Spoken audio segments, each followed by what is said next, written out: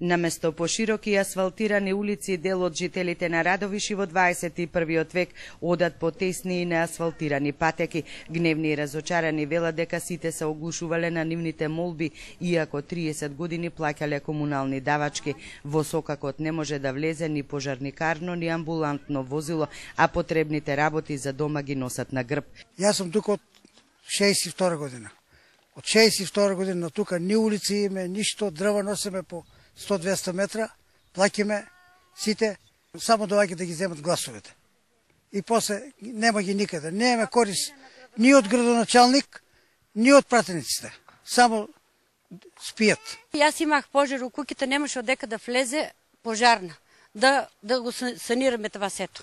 Ние тука сите плаќаме комунали, сите плаќаме 30 години, никој не се е обратил за ваа да се види додека проблемот од чое. Се доделок планска куќа, од тука ми е влезо, а нема никаков влез.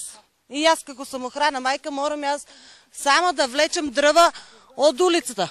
По 10 кубика да ги носам на рака. И никој ништо не презема. И градоначалникот на Радовиш признава дека оваа улица е историски проблем за Радовиш и го лоцира во нерешените имотно-правни односи, но пред камерата на Ајден вети дека ќе го реши проблемот, па дури екипата на Ајден ќе биде поканета на отворањето на новата улица. Активностите од општината се превземени, стасена е до управата за имотно-правни односи и очекувам тие граѓани кои што живеат на тој потек на таа улица во најскоро време да бидат повикани, да се направи договор и согласно договорот општината ќе биде должна да ги исплати по метар квадратен тие граѓани кои што живеат таму.